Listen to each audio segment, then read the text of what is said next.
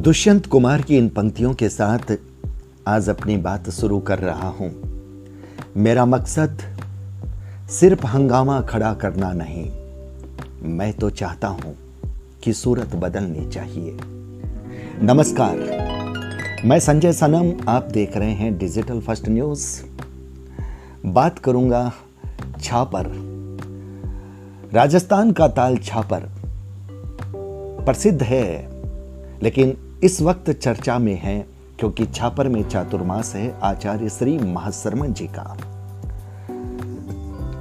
अगर चातुर्मास में आध्यात्मिक चर्चाओं की बात होती, छापर के सौंदर्यीकरण की बात होती, छापर के विकास की बात होती, तो बोलने में भी बड़ा अच्छा लगता। आज बोलना पड़ रहा है क्योंकि हालात बोलने के लिए मजबूर कर रहे हैं। कमेंट पहले भी आए थे, कुछ लोगों ने अपने इंटरव्यू भी दिए। दर्द, आक्रोश के मिश्रित स्वर आते रहे। कुछ लोगों के हमने कहे, कुछ लोगों से सिर्फ सुने। अभी भी कुछ पेंडिंग है, कुछ बोलना चाहते हैं, लेकिन आज मैं किसी का इंटरव्यू अभी नहीं दे रहा हूं। आज मैं खुद बोल रहा हूं। हमने सुना था कि व्यवस्था समिति के कुछ लोग भी इस बात से नाखुश हैं कि उनकी आवाज भी सुनी नहीं जा रही। लेकिन आज तो हमें यकीन हो गया कि हालात इतने गंभीर हैं। जिनके हाथों में जिम्मेदारी का अंश है, और अगर उनमें से कुछ लोग लाचार दिखे तो फिर बात समझ में आती है कि फिर जो लोग कह रहे हैं हालात उनसे भी ज्यादा गंभीर हैं। जैसा कि मैंने कहा कि मेरा मकसद हंगामा खड़ा करना नहीं। यह अलग बात है कि कुछ लोग, मैं जब भी बोलता हूं उन्हें लगता है कि मैं हंगामा खड़ा करने की नीयत से आता हूं। लेकिन ये हमारी मजबूरी होती है कि हमें उन कड़वे हालातों पर आवाज देनी पड़ती है। हमें लोगों के दर्द को, आक्रोश को सामाजिक पटल पर देना पड़ता है। हम दूसरे पक्ष से भी बात करना चाहते हैं, हम उन्हें भी फोन करते हैं, लेकिन वो हमारा फोन नहीं उठाते, चाहे व्यस्ततावश या अव्यवस्थावश। कोई भी वजह रहती है, जब वो हमारा फोन नहीं उठाते, हम उस पक्ष को नहीं जान पाते, तो फिर हमें उसी पक्ष की बात करनी पड़ती है जो शिकायतों के स्वर लेकर के आता है। यह बात अलग है। हमारे YouTube के कमेंट बॉक्स पर कुछ कमेंट आए जिन्होंने बड़ी अलग पृष्ठभूमि की बात की, जिन्होंने कहा आवास व्यवस्था अच्छी है, सड़कें अच्छी है, सब कुछ अच्छा है, आप पॉजिटिव रहिए। उनसे कहना चाहता हूं, हम पॉजिटिव हैं, आप नेगेटिविटी को पॉजिटिव कर दीजिए। हम सिर्फ ख्यालों में पॉजिटिव नहीं रहना चाहते, हम हकीकत के पटल पर उस पॉजिटिविटी को देखना चाहते हैं। सवाल ऐसे कि बोलना पड़े। एक कमेंट, वैसे तो बहुत सारे कमेंट सोशल मीडिया से आए हैं, लेकिन ये कमेंट जो मुझे लगता है महीने 2 महीने पुराना है, आज वो कमेंट मेरे पास आया है। और कमेंट एक ऐसे व्यक्ति का जो राष्ट्रपति पुरस्कार से सम्मानित हैं और छापर के सुप्रसिद्ध समाज सेवी हैं। उस कमेंट की भाषा सुनिए। वो भाषा उस व्यक्ति का दर्द, उस व्यक्ति का आक्रोश आपको बता देगी। क्या कह रहे हैं वो? कह रहे हैं, आदरणीय माणक जी नाटा साहब, आपके विचार सुने। अच्छा लगा कि आप अव्यवस्थाओं को व्यवस्थाओं में बदलने का प्रयास कर रहे हैं। कृपया मुंदड़ा भवन से महेश्वरी भवन तक और महेश्वरी भवन के सामने वाली सड़क को अच्छी तरह देखिए। इसके साथ गोगा मेड़ी से मगन सिंह के घर तक की सड़क देखिए। शायद आप इसी रास्ते से आते जाते हैं। आपसे एक विनम्र निवेदन और कर रहा हूं कि आपने हमारे स्टेडियम का सत्यानाश करके रख दिया है। मैं ये बात पहले ही कह चुका हूं, ये 1-2 महीने पहले का कमेंट है। हो सकता है स्टेडियम की स्थिति अब व्यवस्था समिति ने अच्छी कर दी होगी। अगर अच्छी कर दी तो मेरा साधुवाद। चलिए उस कमेंट पे चल रहे हैं कि आपने हमारे स्टेडियम का सत्यानाश करके रख दिया है। सामने 15 अगस्त का पर्व आ रहा है। इस माह और अगले माह इसी मैदान में जिला स्तरीय राज्य स्तरीय प्रतियोगिताएं संपन्न होनी है। आपने हमारे सामने मीटिंग में वादा किया था कि मैं इस पर 25-30 लाख रुपए खर्च करके इसे सुंदर बना दूंगा। आपने क्या किया ये सब आप जानते हैं। आपने अपनी शिलापट तो लगा दिए, अपनी शिलापट। ये कमेंट है चेंद्रूपजी दाइमा साहब का। बताया जाता है कि दाइमा साहब राष्ट्रपति पुरस्कार से सम्मानित हैं और सुप्रसिद्ध समाज सेवी हैं। अब आप ये कहिए कि क्या व्यवस्थाएं बहुत अच्छी है? अब मैं कुछ सवाल खड़े कर रहा हूं और उन सवालों को खड़े करने से पहले आपसे यह भी कड़वा सच बताना चाहता हूं कि बहुत सारे लोगों ने, कुछ लोगों ने जिन्होंने इंटरव्यू दिए और कुछ वे लोग जिन्होंने अपनी बात बताई, उन्होंने मुझे आमंत्रण दिया कि साहब आप खुद आकर के यहाँ के हालात, यहाँ का नजारा देख लीजिए ताकि हमें बोलना न पड़े, फिर आप खुद ही बोलेंगे। अब उस आमंत्रण का क्या जवाब दें? अगर अध्यात्म की उस गंगा में छापर के विकास की गंगा भी बहाए होते तो उस नजारे को देखने का और लोगों को दिखाने का भी आनंद आता। अव्यवस्थाओं के उस मंजर को सुनकर के हम इतने परेशान हैं, देख करके फिर हम जब बोलेंगे तो लोग कहेंगे कि ये बोलता है। कुछ सवाल जो लोगों के दर्द और शिकायतों के हैं। मैं मानता हूं कि इस छापर के इस चातुर्मास के इस उत्सव में कुछ व्यवधान हुआ था, तकरीबन 8 महीने का, 10 महीने का, 12 महीने का। यह व्यवधान भी कहीं ना कहीं व्यवस्था समिति को अपनी व्यवस्थाओं को व्यवस्थित करने में बाधा देने का कारक बना है। मैं इस बात को मानता हूं, लेकिन उसके बाद भी आपके पास उपयुक्त समय था। अगर सुनियोजित परिकल्पना के साथ, रोड मैप के साथ काम करते तो लोगों को ये शिकायतें नहीं होती। अगर लोगों को आपने जो कहा होता उस आधार पर आपने काम करके दिया होता तो फिर लोग आपसे शिकायत नहीं करते। आप जो नहीं कर सकते थे, मुझे लगता है लोगों को आपने वो कहा।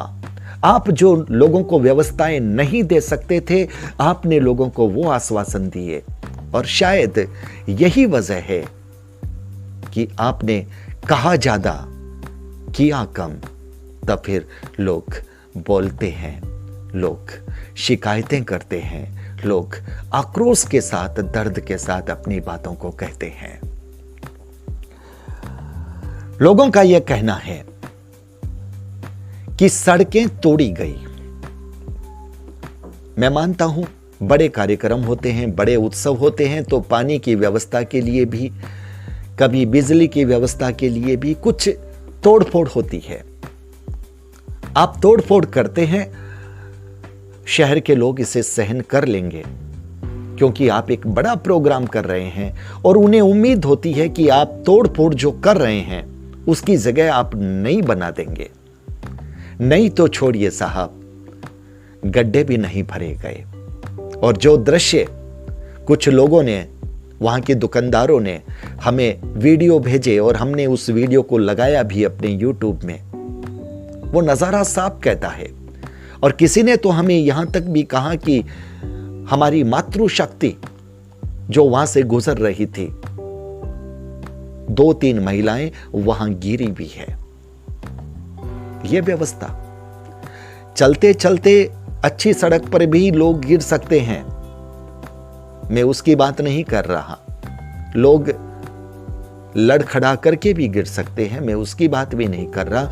लेकिन अव्यवस्थाओं के चलते अगर लोग गिरे तो साहब बात होती है। सड़कें तोड़ी आपने तो फिर जिम्मा नगर पालिका का कैसे आया? ये लोग पूछते हैं, मैं नहीं कह रहा। फिर आपको सड़कें बनानी थी। पानी की व्यवस्था, लोग टंकी के बारे में कहते हैं कि अब अपनी टंकी बना रहे हैं, लेकिन पानी कब आएगा? चातुर्मास खत्म होने के बाद? ये लोगों के सवाल हैं। सड़क का, पानी का, आवास की बात, बहुत बड़ी बात यूट्यूब में किसी ने कमेंट देकर के कही थी, उसका जवाब मैं दे रहा हूं। समाज के ही एक बहुत सक्रिय व्यक्ति ने, मैं नाम नहीं दूंगा, लेकिन उनका दर्द जो था मैं उस दर्द को आवाज दूंगा। समाज के एक व्यक्ति ने, छापर के एक व्यक्ति ने, जो आवास व्यवस्था है, वो किसी फ्लैट में गए थे और वहां पर महाराष्ट्र का कोई परिवार था और उस परिवार ने जो दर्द अपना बयान किया, गर्मी का वक्त, पसीने से तरबतर, एसी तो लगा है साहब, लेकिन एसी चल नहीं रहा, तो फिर लगाया क्यों? और अगर खराब है तो फिर ठीक क्यों नहीं करवाया? जो साहब वहां गए थे वो 5-10 मिनट के अंदर में ही उस फ्लैट से बाहर निकल गए, क्योंकि उनसे रहा नहीं गया वहां पे। तो फिर वो परिवार आया कि क्या हुआ साहब, आप सिर्फ 10 मिनट के अंदर में ही बाहर निकल गए, हम तो यहां कितनी देर से, कितने घंटों से, कल से यहां से हैं, यहां पर हैं। और उस महिला ने रसोई की स्थिति दिखाई कि ये स्लैब देखिए, यहां पर हम गैस रखें या सामान रखें। फ्लैटों की कीमत कम करने के चक्कर में आपने उचित व्यवस्थाएं नहीं दी और लोगों से पैसे लेकर के भी आपने उन्हें सुविधाएं नहीं दी। अब लोग सवाल नहीं उठाएं, उस पर भी चुप रहें, लोग नहीं बोलें, हम नहीं बोलें लोगों की बात को। यह डेमोक्रेसी का देश है साहब, यहां लोकतंत्र है। संविधान सबको अपनी अभिव्यक्ति की आजादी देता है और जो लोग भुगत रहे हैं, क्या उनको बोलने का अधिकार भी नहीं है? बड़ा दर्द। और उस व्यक्ति ने, समाज के उस व्यक्ति ने जब इतनी दुर्दशा देखी तो उन्होंने कहा, आप अगर कहें तो इनको हम ठीक करवा दें, 24 घंटे के अंदर में सारे एसी ठीक हो जाएंगे। तो सामने वाला व्यक्ति, जो कि संभवतः व्यवस्था समिति का अंग था, उनका जवाब था, करवा तो दोगे पर खर्चा कौन देगा? मुझे अफसोस है और मुझे दर्द है, तेरापन समाज जिसमें दानदाताओं की कमी नहीं है, करोड़ों रुपयों का अनुदान आता है। किस बात के लिए आता है?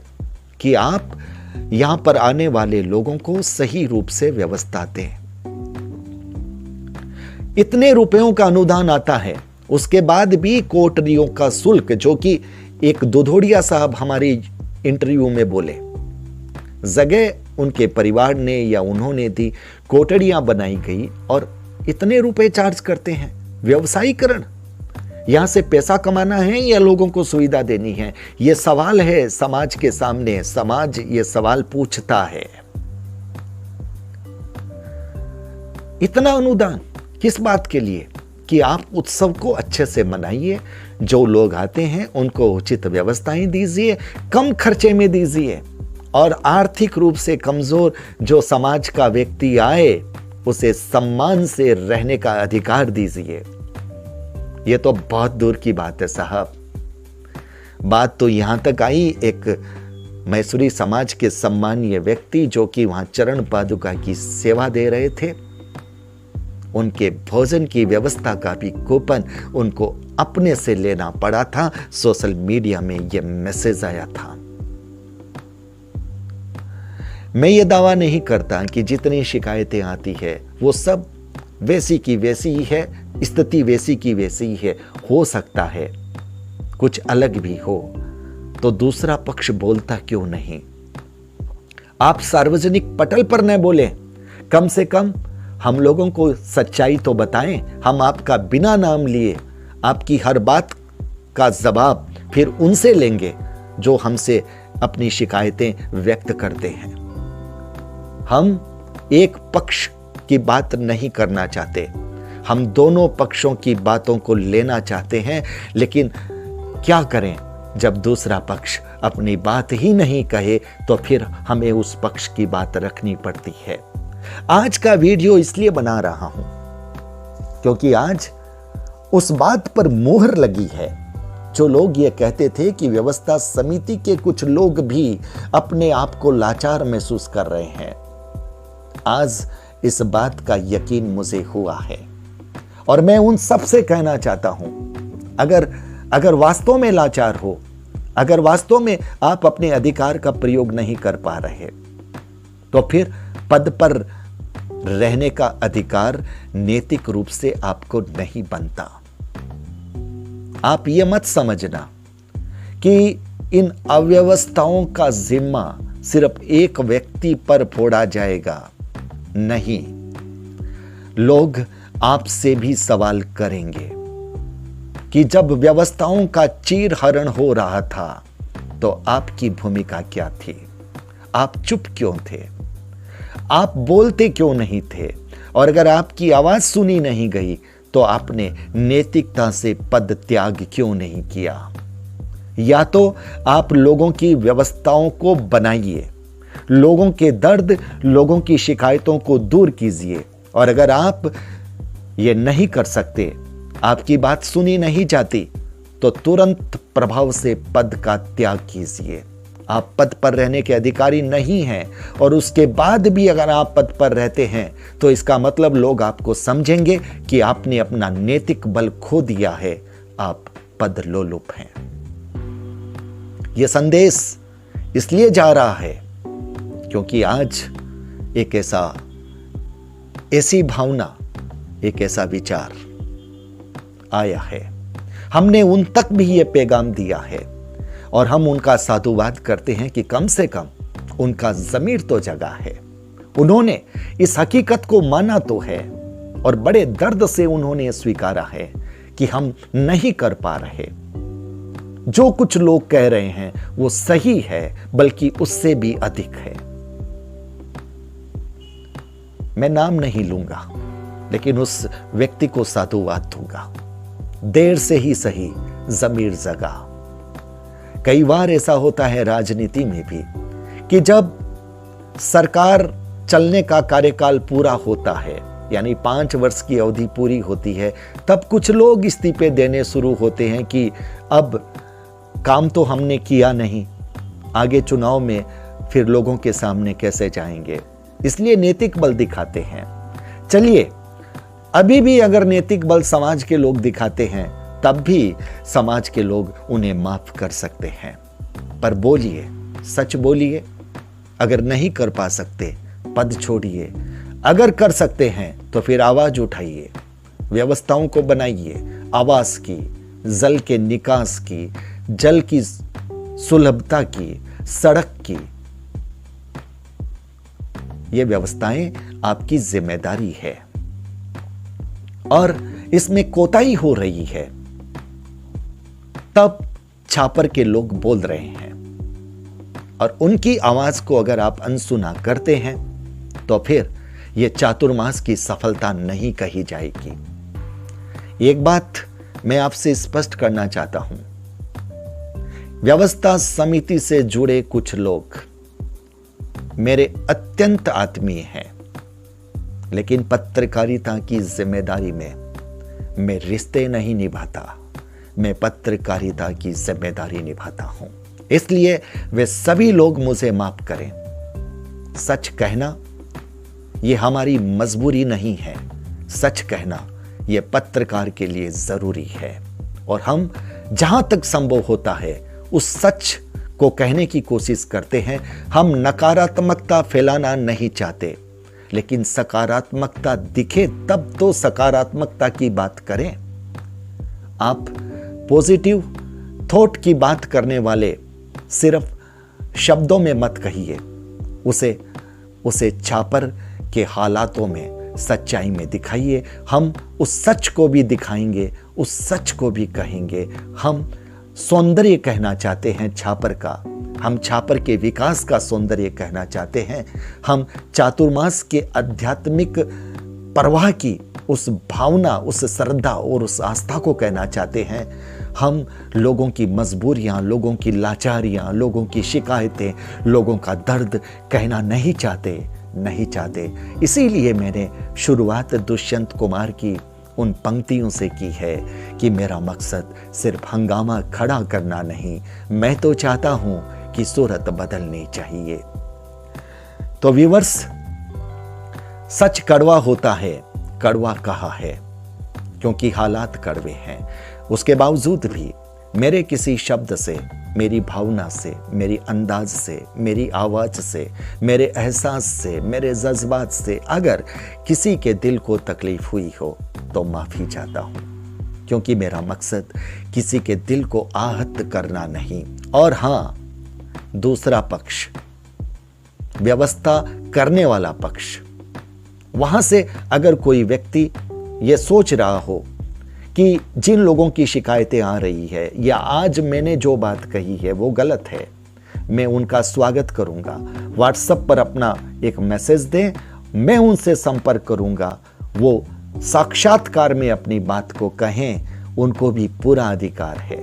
हम निर्णायक नहीं हैं, हम सूचना के वाहक हैं और हम उस जिम्मेदारी को निभा रहे हैं। बहुत बहुत आभार, नमस्कार।